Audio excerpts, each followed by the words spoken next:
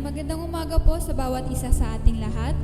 Bago po tayo magsimula ng ating papuri at pasasalamat sa Panginoon, ay magbasa po muna tayo ng verses from Marcos 16, verse 15 to 16. At sinabi ni Jesus sa kanila, habang kayo'y humahayo sa buong mundo, ay ipangaral ninyo sa lahat ng tao ang magandang balita. Ang sino mang sumampalataya at mabautismohan ay maliligtas, ngunit ang ayaw sumampalataya ay paparusahan. Ayan, tunay nga napakabuti ng Diyos sa ating buhay. Kaya patuloy nating ihayag ang ating pasasalamat sa Kanya.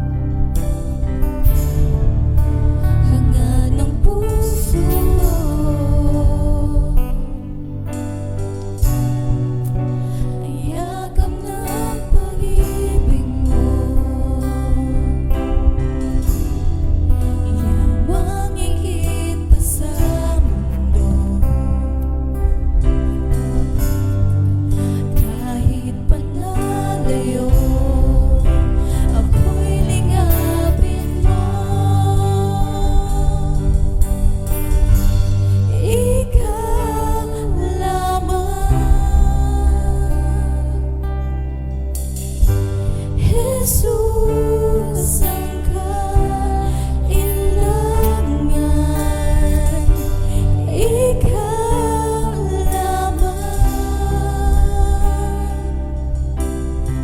sa'yo'y mananahan.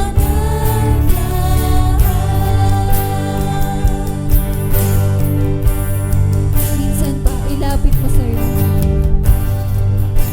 Ilapit mo sa'yo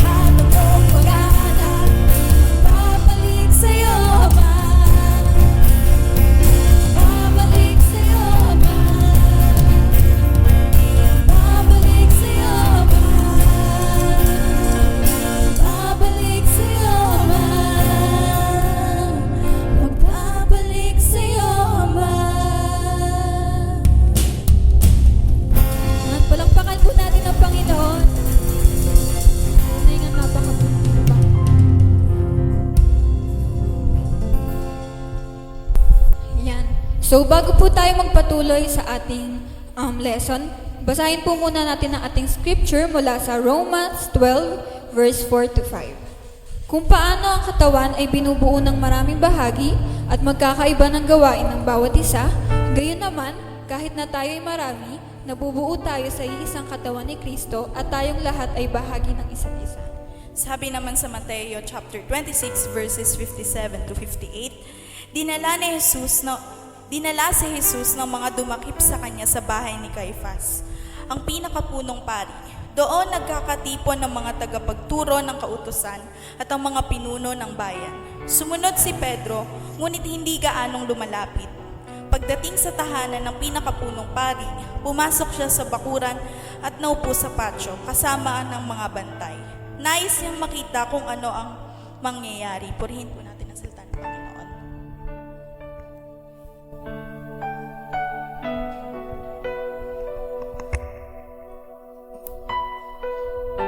Amen. Salamat sa mga magagandang awitin na inihatid sa atin ng ating praise and worship team. Salamat din sa isang bagong recruit na nagtampo rin sa atin, si Gav. Salamat sa Panginoon sa pagsamba sa oras na ito, sa umagang ito, na tayo po ay sama-samang magpupuri at magpapasalamat sa Panginoon sa lahat ng Kanyang ginawa sa ating buhay. Tayo po ay manalangin bago po tayo magpatuloy sa ating gawaing pag-aaral ng salita ng Panginoon.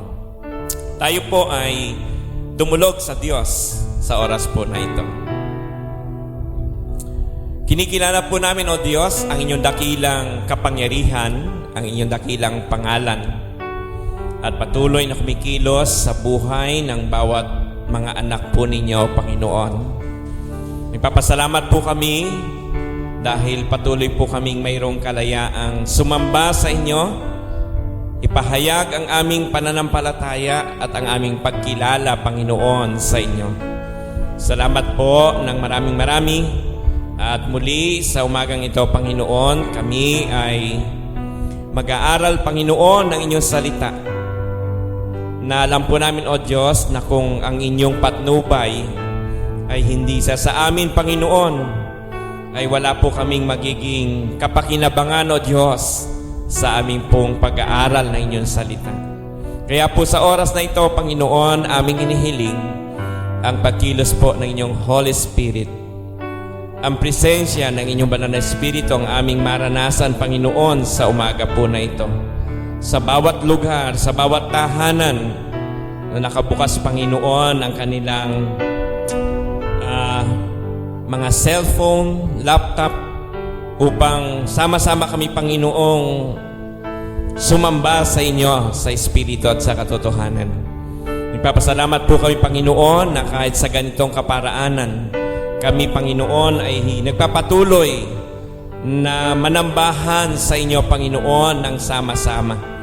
Kaya po, Lord, i-bless niyo po ang bawat anak ninyo na ngayon ay nakatunghay para sa gawain ito, Panginoon, sa lugar po ng Caloocan, sa lugar po ng Bataan, Panginoon, maging dito sa 13 Martires, Cavite, Panginoon. Lord, salamat po at meron po kaming pagkakataong i-bless ang inyong presensya, ang inyong kadakilaan.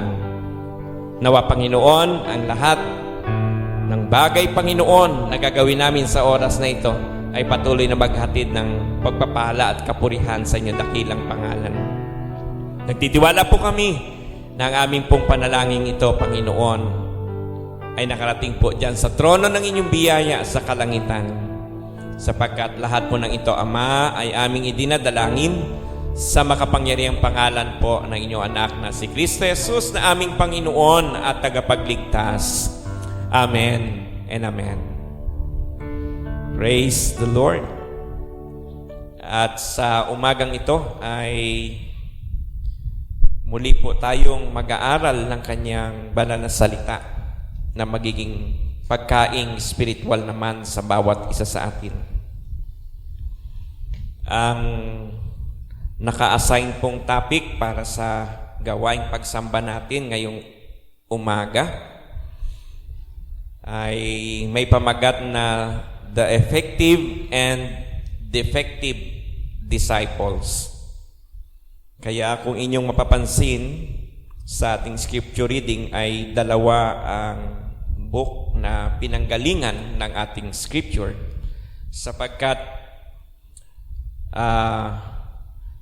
yung topic natin ay magkahiwalay kung tutuusin. Yung pong effective disciples at saka po yung defective disciples. Naging isang topic po siya. So mahirap kuhanin sa isang scripture yung magkakontrang kalagayan ng disipulo o ng isang tagasunod ng Panginoon.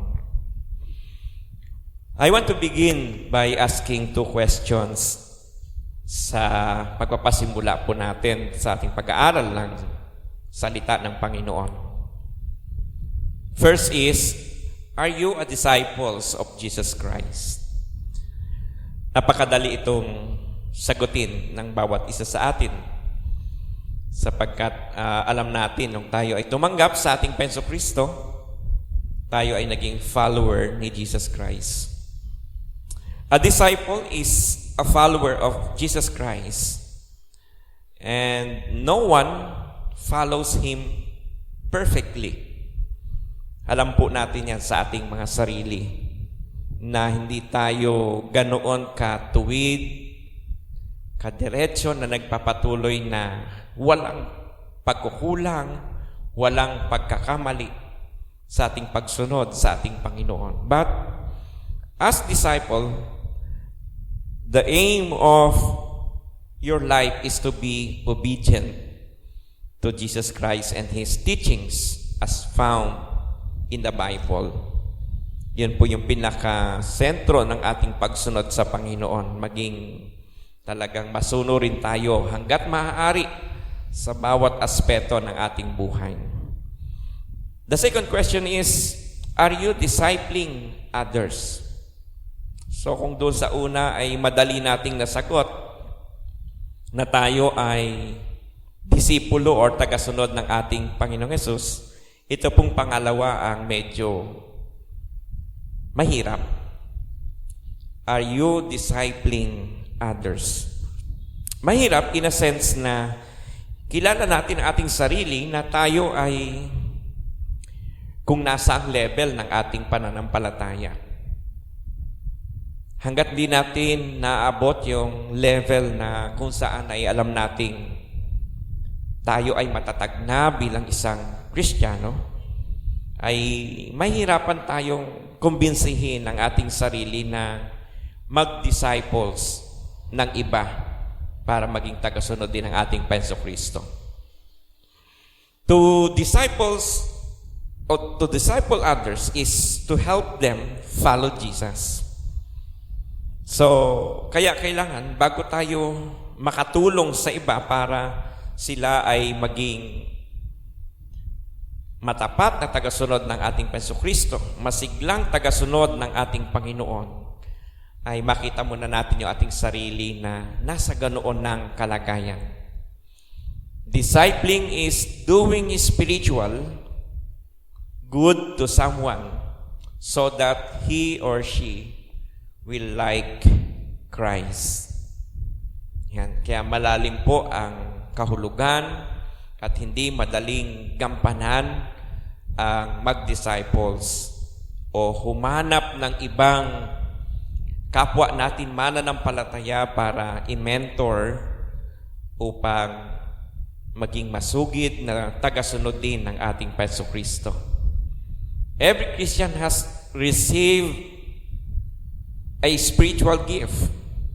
Tulad po ng binasa ng isa nating kapatid kanina mula sa aklat ng Romans chapter 12 verse 4 and 5. Meron tayong mga tinanggap na kaloob buhat sa banal na Espiritu, which is kailangan po nating gamitin para ipaglingkod sa Panginoon.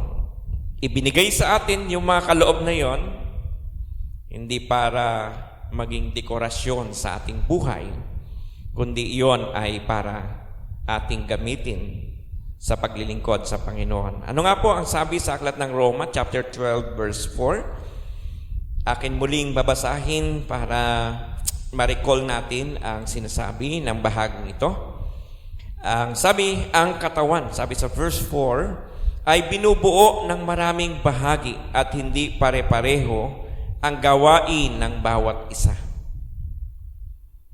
Gayon din naman, tayo'y maraming ngunit nabubuo iisang katawan ni Kristo at isa't isa'y bahagi ng iba.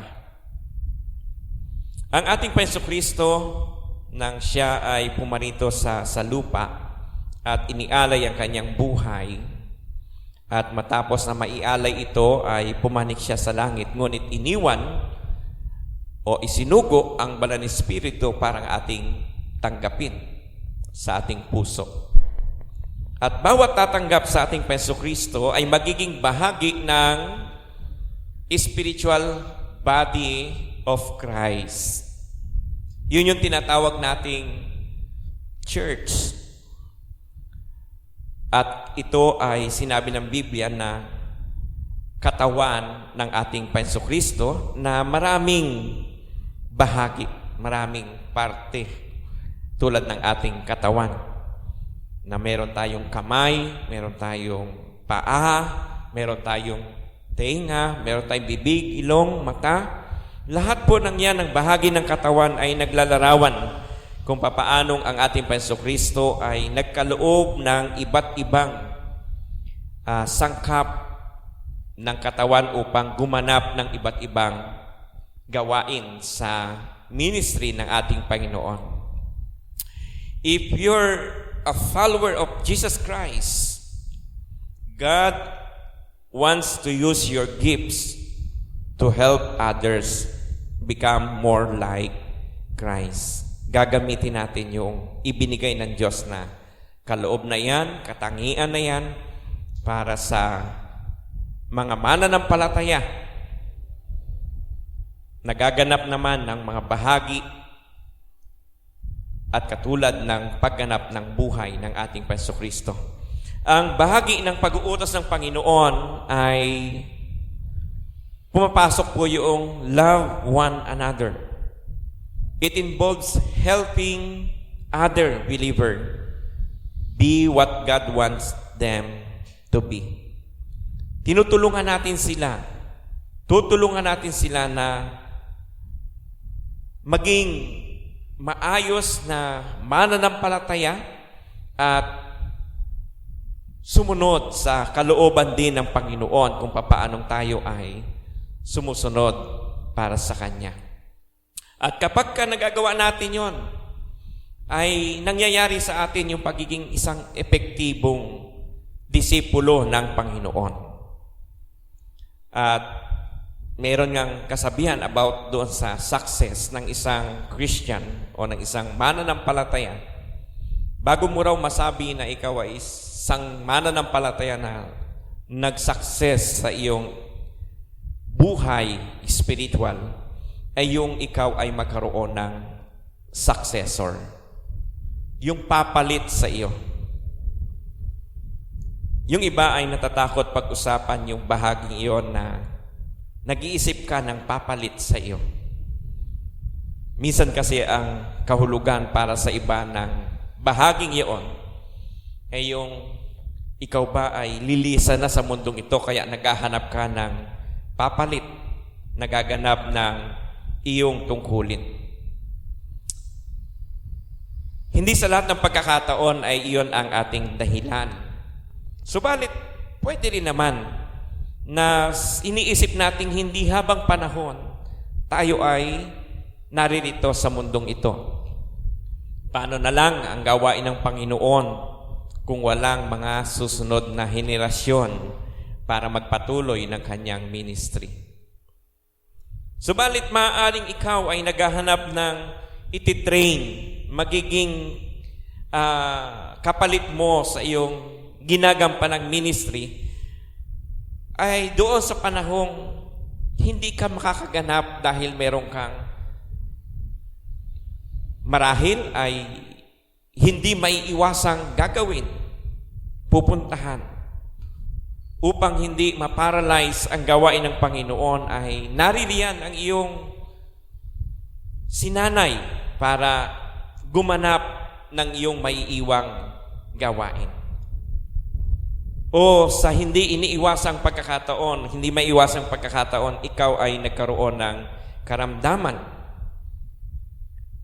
Hindi mapaparalyze ang gawain ng Panginoong walang aawit, walang tutugtog, sapagkat meron kang tinrain, meron kang sinanay, meron kang dinisciple na gagawa ng gawaing ginagampanan mo rin naman. So, pagmamahal yon, hindi lang sa iba, kundi higit sa lahat ay sa gawain ng Panginoon. At yung bahagi po na iyon ay pare-parehas nating pwedeng isipin bilang isang mananampalataya na tayo ay mayroong maging successor. Merong susunod sa ating mga yapak. At sana yung susunod na yon sa ating yapak ay matrain natin ng mas mahusay kaysa sa atin. Sa ganoong kaisipan, tayo ay hindi nagiging selfish. Tayo ay hindi nagiging maramot. Naiiwasan natin yung very nature ng tao na ang gusto niya siya lang. Ang gusto niya kanya lang. Pero kapag inisip natin na yung ating mapuproduce na successor ay may magawang higit pa sa ating nagagawa, ay napakaganda po ng magiging resulta. Sapagkat bubuo o magkakaroon tayo ng product na mas maganda at may mas matatapos, may mas malaking magagawa kaysa sa ating nagawa. So sa bahaging yon ay naipakita nating ang ating mithiin ay hindi para tayo lamang ang magtamasa minsan ng bagay na tayo yung magiging pasasalamatan o magiging sikat. Pero mamaya, may kita natin na yung bahagi na yon ay iko-correct ng ating pag-aaral na sa ating paglilingkod sa Panginoon ay hindi ang ating sarili, ang ating nais na bigyan ng credit, kundi tulad ni Apostol Pablo, ay may sinabi siya kung papaano magiging epektibo ang isang disipulo. At ito ay hindi lamang salitang galing lamang mismo kay Pablo. It came directly from God who revealed it to Paul. At ngayon naman ay ating marinig. Sa aklat ng unang Thessalonica, chapter 2 verse 7 and verse 8. Dito natin makita yung pasubalik na ating sinabi kanina na sometimes ang dumarating sa isipan ng isang tao sa kanyang mga ginagawa ay yung siya ay papurihan ng iba, pasalamatan sa kanyang ginawa. Na minsan hindi naman masama na yun ay gawin sa atin ng iba. Pero tulad ng sinabi ng apostol na si Pablo sa kanyang sulat sa aklat ng unang Thessalonica chapter 2 verse 7, ang sabi po, or isama natin ang verse 6, ang sabi, hindi kami naghahangad ng papuri ninyo o ninuman. Bagamat may katwiran kaming maghintay niyon bilang mga apostol ni Kristo. Naging magiliw kami sa inyo tulad ng isang mapagkalingang ina sa kanyang mga anak. Hindi naman marahil bias ang Bible na ang binanggit lang dito ay mapagkalingang ina. Meron din namang mga mapagkalingang ama. Pero yung principle na ipinapakita ay talagang kakaiba mag-alaga ang isang ina. Mas mahaba ang pasensya, na minsan ay umaabot na sa pagiging konsentidor sa kanyang mga anak dahil mahal na mahal niya ito. Na-experience ba ito ng ating mga anak sa ating mga nanay na kinabibilangan? And I think so, na na-experience ito ng mga anak. Kaya nga, naiisip ko lang palagi na ang paglabas natin dito sa mundo at pamumuhay natin, bawat isa sa atin ay nagsisilbing halimbawa ng kung papaanong maayos na pamumuhay ang ating ipinapakita. Dahil darating ang panahon, ang isang magulang ay lilisan sa mundong ito at yung kanyang naging anak na naging taga-subaybay ng kanyang buhay, naka-experience ng ganoong pagmamahal, muli ay gagawa, magbubuo ng kanyang pamilya. At ganon uli ang magiging cycle. Umiikot.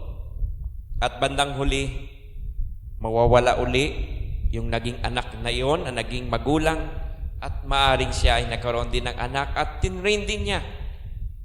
Nakakatuwang cycle ng buhay.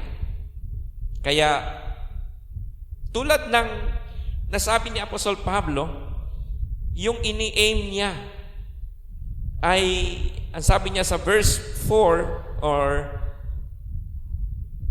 verse 6, hindi kami naghahangad ng papuri ninyo o ninuman.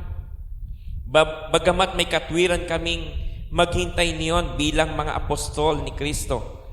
Naging magiliw kami sa inyo tulad ng isang mapagkalingang ina sa kanyang mga anak. Ito yung laging aim ng mga apostol at tulad ni Apostol Pablo. At dapat ding maging aim natin sa ating pamumuhay bilang isang Kristiyano ngayon at bilang naglilingkod sa gawain ng Panginoon. When people feel the love of Christ through us, they more listen to the Word of God that we present. Yung pag naipadama natin ang reason, ang dahilan kung bakit tayo nagsishare ng salita ng Panginoon ay dahil mahal natin sila. Tulad ni Apostol Pablo, ipinakita niya, inilarawan niya na ang kanilang pagiging apostol ay tulad ng isang ina na nagkakalinga sa kanyang mga anak. Ay, ang sabi ng ating word kanina ay, mas higit na maglalaan ng pakinig ang mga taong ating binabahaginan ng salita ng Diyos. So, alam naman natin kung gaano nagmamahal ang isang ina sa kanyang mga anak, sa kanyang pamilya. Madalas nating naririnig ang isang ina, ang karaniwang unang-unang nagigising, ngunit huling-huling natutulog at magpapahinga. Dahil sa dami ng kanyang ginagampanang responsibilidad sa loob ng pamilya.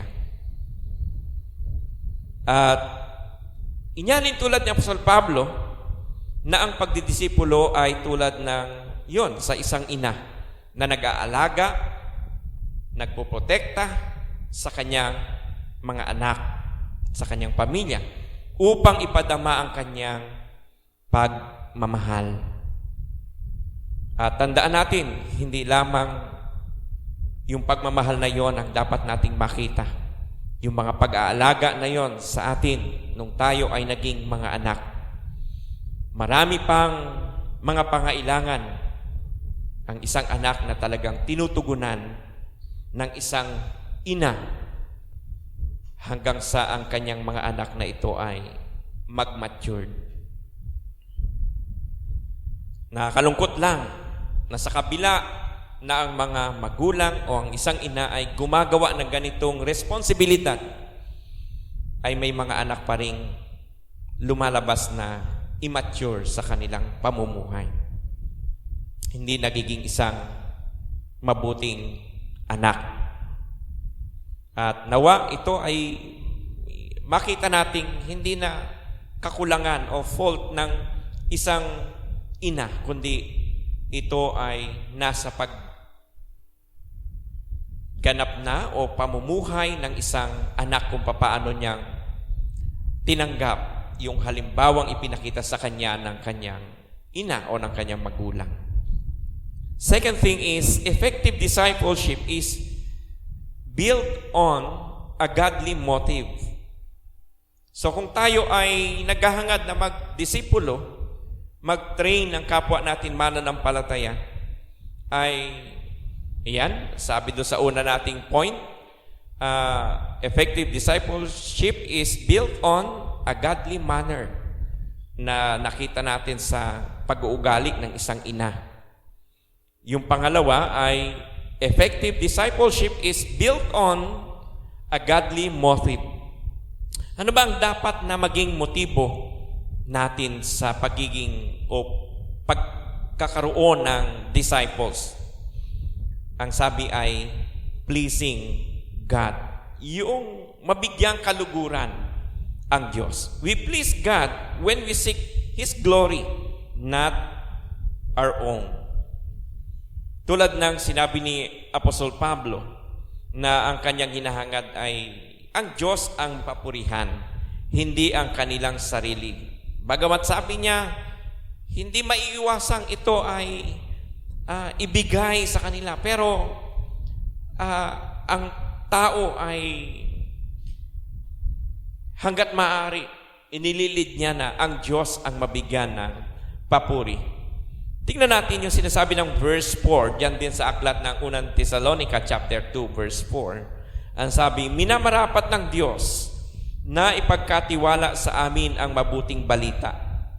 Kaya nangangaral kami upang bigyang kasiyahan, hindi ang tao, kundi ang Diyos na nagsisiyasat o nakakasiyasat ng puso, ng ating puso.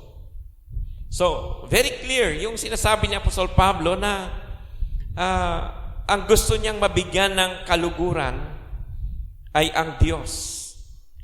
Hindi siya, hindi ang kanyang sarili. Pleasing and glorifying God must begin on the heart ng individual.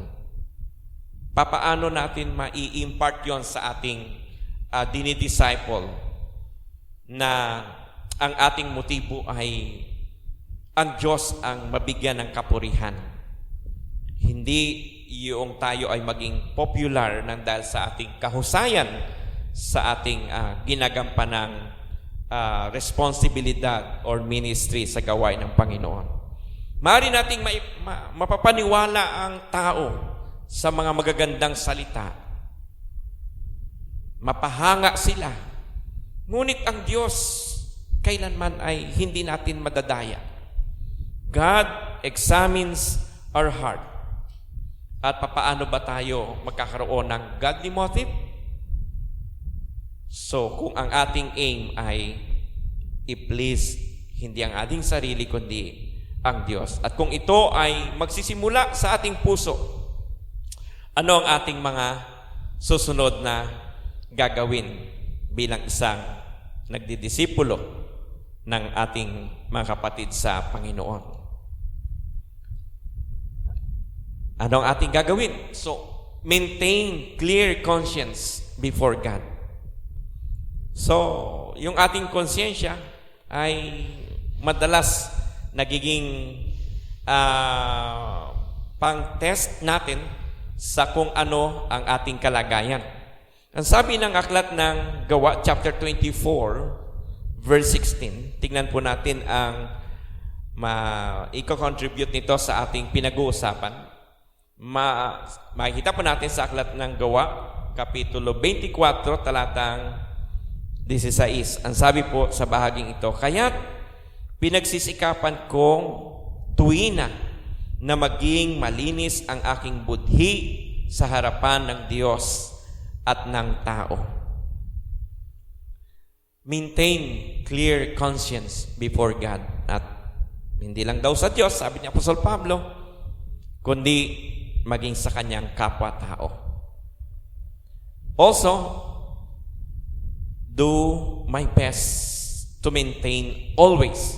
Lagi nating isipin yon na parang yung gagawin natin ay yun na yung pinaka-final at i-aim natin yung very best natin na i-perform yung bagay na ating gagawin.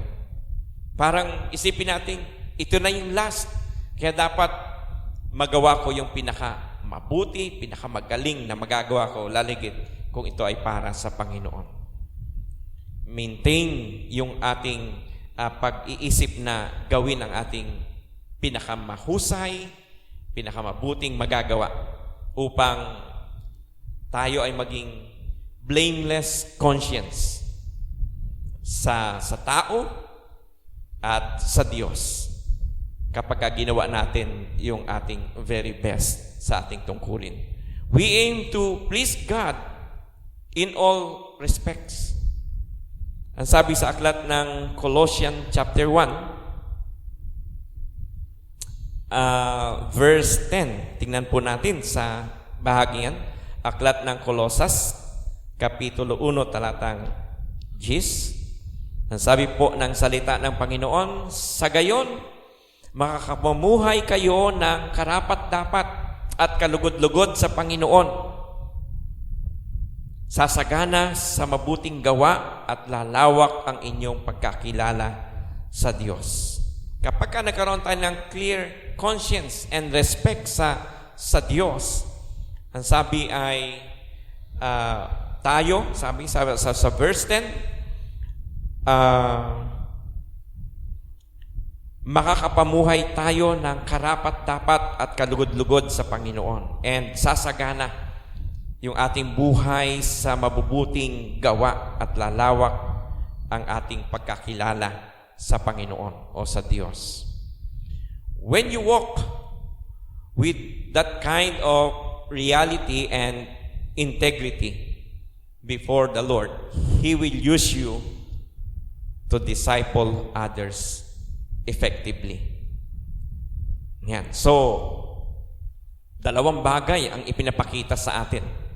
Magiging effective discipler tayo at yung ating dinidisipulo ay ganoon din ang magiging product bandang huli.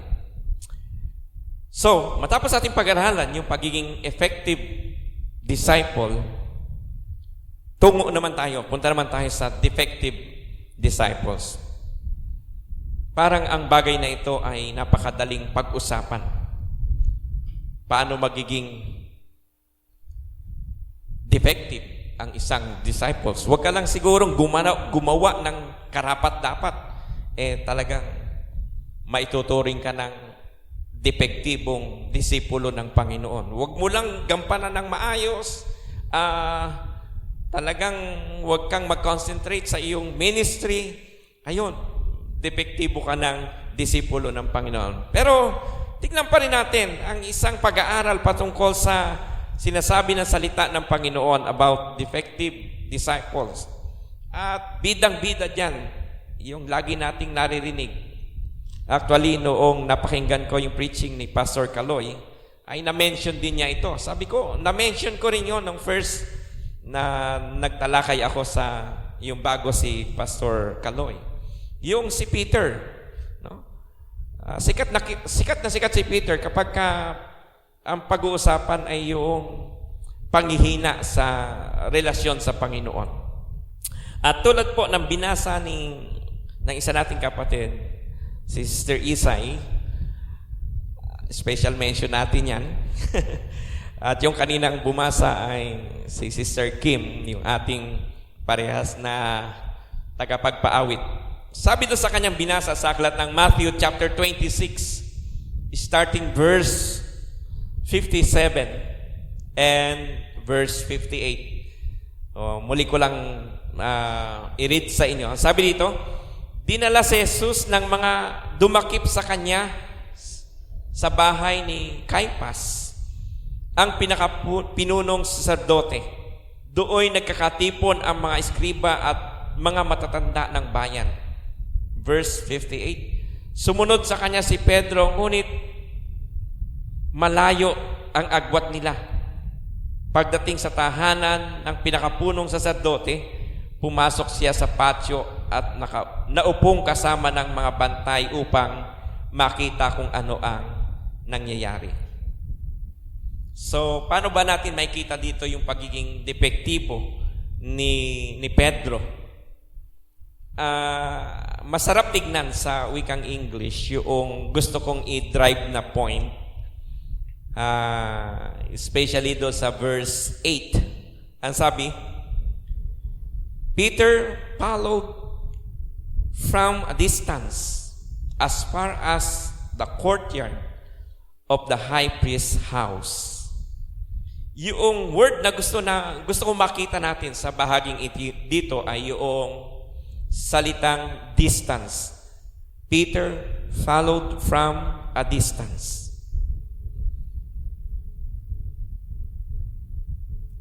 Ipinapakita na ang isang disipulo ng Panginoon na tulad ni Pedro, na noong una ay talagang naging masugid, maging mataimtim na sumusunod sa Panginoon, ay sumunod sa Panginoon na pumwesto sa medyo may kalayuan. Merong distansya sa kinalalagyan ng kanyang Panginoon. At alam natin ang situation na unang ipinakita sa verse 57 na si Jesus Christ ay dinakip ng mga Hudyo na kung saan ay sisimulan siyang parusahan.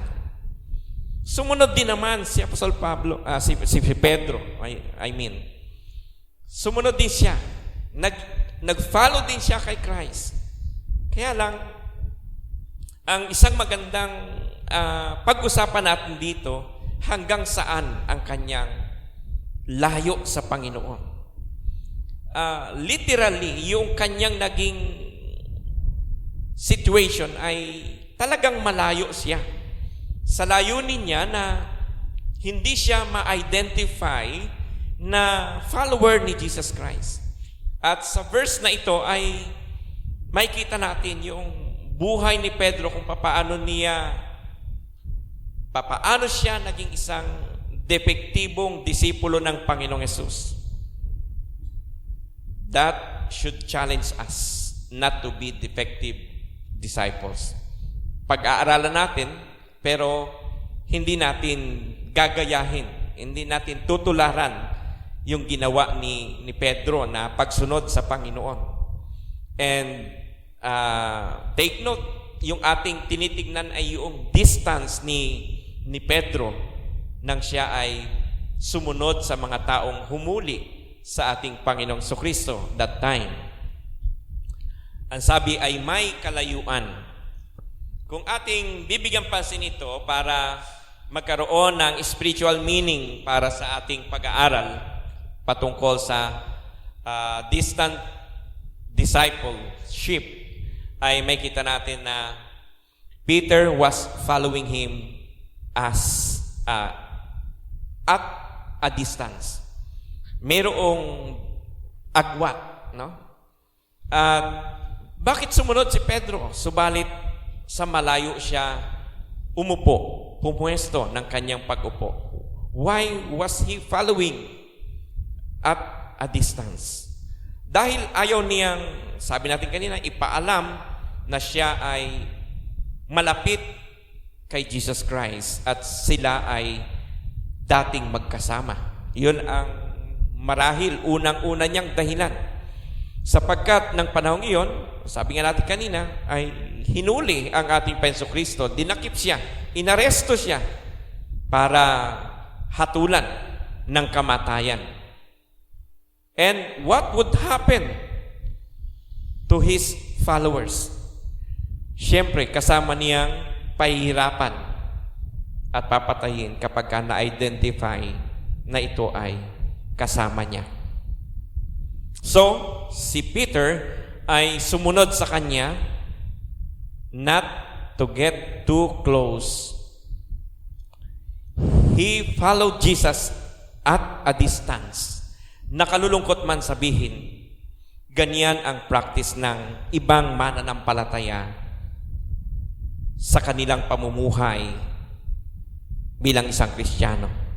Katulad ni Pedro, maaring nag-commit sa Panginoon ng kanyang buhay. Sabi ni Pedro, buhay ko man ay ibibigay ko sa iyo, Panginoon. Hindi ka nila makukuha. Hindi ka nila mahuhuli. Hindi ka nila mapapahirapan. Ngunit katulad ng ilang Kristiyano, nagsabing tinanggap din ng Panginoong Hesus sa kanyang puso. Subalit, tulad ni Pedro, makikita nating malayong malayo sila sa Panginoon. Ayaw nilang ma-identify na sila ay Kristiyano. Isang born-again Christian. Ano kaya ang mga simpleng dahilan na nasa isipan ng mga ganitong Kristiyano? May mga gawain kasi minsan ang isang naging mananampalataya na hindi pa niya kayang iwanan, alisin sa kanyang buhay. Sa isang banda, iniisip minsan ng ganitong nakakilala sa Panginoon na ayaw niyang mapulaan o mapagsalitaan nang hindi maganda ang grupo na kanyang kinaaaniban nang dahil sa kanyang hindi magandang practice sa buhay. Dalawang bagay marahil ang dahilan nito. Ayaw niyang mapulaan ang mga Kristiyanong kanyang sinamahan o hindi talaga niya kayang alisin sa kanyang buhay ang kanyang mga kinahiligan. Kaya ayaw niyang pa-identify na siya ay isang mananampalataya. Ayaw niyang makitang siya ay kaisa ng mga nagsisipag-awitan ng This is the Day o ng mga awiting alive pero hindi nagbabago ang buhay. Naalala ko yung isang elder na nagsalita noon after na ang mga kabataan ay umawit ng awiting, binabago mo ako araw-araw. Binabago mo ako araw-araw. Isang elder ito na nagsabing, sana hanggang inaawit nyo yung awiting iyan ay talagang nawa nangyayari sa inyo yung sinasabi ng awit na binabago mo ako araw-araw. At yun ang gusto ng Panginoon sa ating buhay, na tayo ay magbago sa ating dating pamumuhay, tayo ay maging isang bagong nilalang sa harapan ng Panginoon. And ito yung implication ng pamumuhay na hindi gaanong nagpapahalatang ang isang mananampalataya ay disipulo ng Panginoon. O ang isang tao ay kumilala sa Panginoon, hindi niya ipinapangalandakan na ito ay nangyari sa kanya sapagkat meron pa siyang mga bagay na inaakala niyang hindi angkop na makita sa kanya at siya ay nagdadalang hiya bilang isang nakakilala sa Panginoon. If you are not willing to be just like yung isang gusto ng Panginoon na mangyari sa atin, yung to be baptized, you're doing just what Peter did. You are following a distance, unwilling to identify yourself with Jesus as your Lord. Sapagkat ang baptism ay may malalim na kahulugan sa buhay ng isang mananampalataya.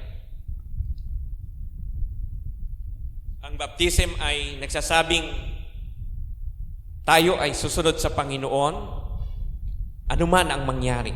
Tayo ay handang-handa na at tayo ay maglilingkod sa Kanya. At ang kahulugan din ng bautismo ay pagkamatay at pagkalibing at muling pagkabuhay para sa Panginoon. At kung iyon ay bagay na talagang magiging totoo sa buhay ng isang sumusunod sa Panginoon, ay napakagandang pangyayari. So, kaya questionable ang buhay ng isang tumanggap kay Christ, ngunit ayaw pumayag na mangyari sa kanya na siya ay bautismuhan sa pangalan ng Ama, ng Anak at ng Espiritu Santo. Sapagkat ang baptism ay nagsasabi rin na isang public testimony, pagpapatotoo sa maraming tao na ikaw ay kaisanan ng ating Panginoon. Ikaw ay binabago na ng Panginoon. And kung ito'y hindi mo hahayaang mangyari sa iyong buhay, malaking question ang iyong spiritual life. Hindi mo kayang masunod yon, yung pa kayang ibigay mo ang iyong buhay para sa Panginoon. Yung pa kayang maipaglingkod mo ang iyong talento para sa Panginoon. Hindi mo nga kayang ipahayag sa maraming tao na ikaw ay namatay, nalibing at muling mabubuhay, magpapatuloy sa buhay para sa Panginoon. Defective Christian ka kung ganoon. In our conclusion and application, sa buhay ni Apostol Pedro, siya ay nagtalaga ng kanyang buhay sa Panginoong Hesus. Ngunit nagkaroon ng limits sa relasyon niya sa Panginoon at that time. Hanggang dito lang kayo, Panginoon, sa aking buhay. Ito lang ang pwede niyong pagharian or pagkialaman sa aking buhay. Merong limit, merong reservation sometimes ang isang tumanggap sa ating Panginoong Kristo. Magseserve ka with certain boundaries sa iyong buhay. Example, sa isang family, merong isang involved na sa paglilingkod sa Panginoon as church officers. Ang sasabihin ng ilan sa kanyang membro ng family, tama na ang isa sa amin na involved sa church. Isa na lang, siya na lang. At ang gusto ng Panginoon, hindi isa lang, kundi lahat tayo ay sama-samang maglingkod sa Panginoon. Effectively. Sa aklat ng Lucas chapter 6 verse 46, ang sabing, "Why do you call me Lord, Lord, and do not do what I say?" Sabi ng Panginoon, tinatawag niyo akong Panginoon, Panginoon ng inyong buhay. Pero hindi naman ninyo sinusunod ang aking ipinag-uutos, ang aking mga sinasabi. Dapat, in whatever He calls us to do, we are to obey Him. No limits, no reservation sa ating buhay. But, when we are those things like Peter was, thank God, we defective disciples may still be saved by His grace. Thank God that our salvation does not depend on how great a disciple we are, but on how gracious a God who is, for by grace are we saved. Through faith, siyempre, not on our works. Through faith in Jesus Christ. Si Pedro, bagamat siya ay talagang nagtatwa sa ating Panginoong Kristo, sa kanyang pagiging defective Christian, defective disciples, siya ay ligtas pa rin spiritually. Ngunit, hindi yon ang gusto nating maging challenge sa ating buhay, sa ating pag-aaral sa oras po na ito. hindi natin nanaisin dapat na tayo ay maging depektibong disipulo ng ating Panginoon. Ang dapat nating piliin ay yung tayo maging epektibong naglilingkod sa Panginoon, sumusunod sa Panginoon.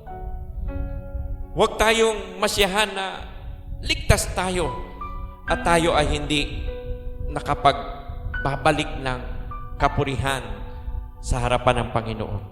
Sapagkat kung ganoon ang ating magiging aim sa ating buhay, Kristiyano, wala nang susunod pang magiging magaganda, mahuhusay na disipulo ng Panginoon. Kundi, maglilingkod ka na lang ng parang wala lang. Nag-serve ka ng parang wala lang. Wala yung pagnanais na ang iyong very best ay maialay mo sa isang napaka mapagmahal na Diyos na nag-alay ng kanyang buhay para sa ating kaligtasan. So, nawa naging blessing sa bawat isa sa atin yung pong bahagi ng pagiging effective Christian or effective disciple, at naging blessing din sa atin yung pagiging defective disciple ni Pedro, na huwag nating hayaang mangyari sa atin sa panahon natin ng paglilingkod natin sa Panginoon na tayo ay maging depektibo. Pagbutihin natin ang ating paglilingkod sa Panginoon habang nararanasan naman natin ang Diyos ay talagang napakabuti sa ating buhay. Gawin natin ang ating magagawa para sa Panginoon. Muli nating tawagan ang ating mga tagapagpaawit para sa ating pag-awit, and then ihanda po natin ang ating pag-aalay sa Panginoon, ang ating kaloob na pinansyal after ng ating pag-awit.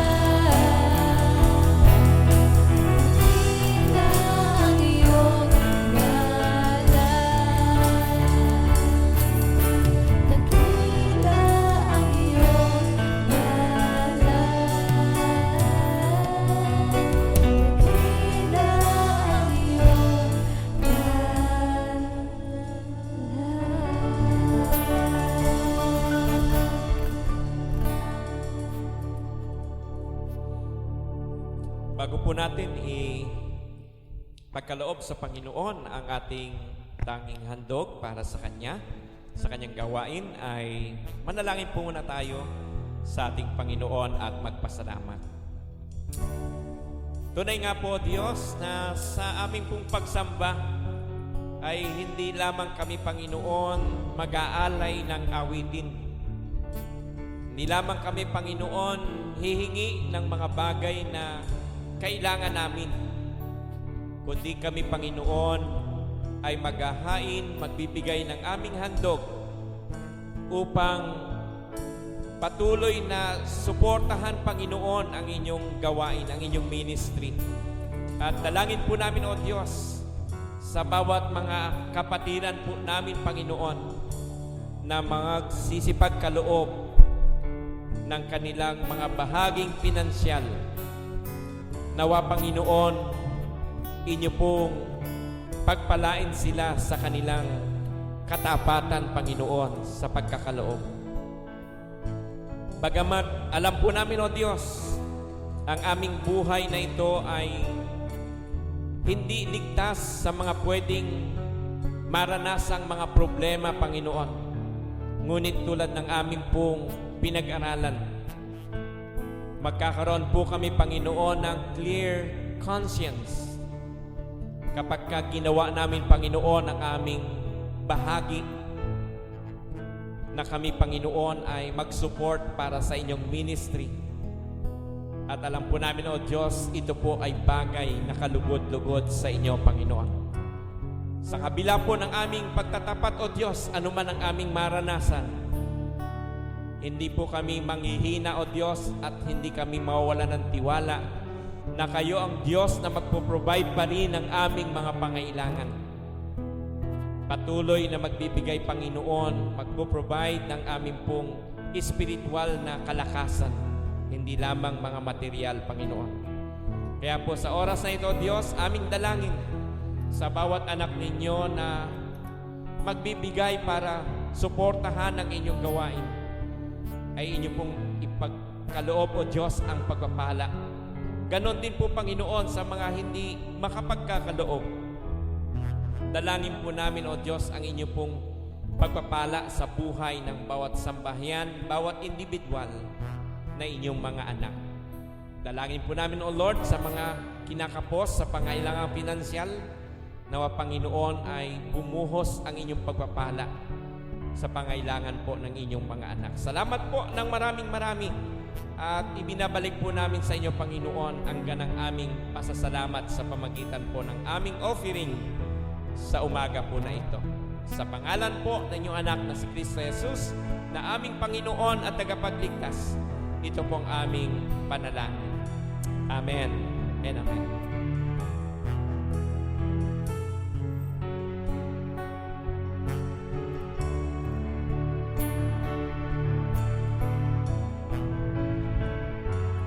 Salamat sa Panginoon. At ang Diyos naman hindi lang tumitingin sa pinansyal na offering.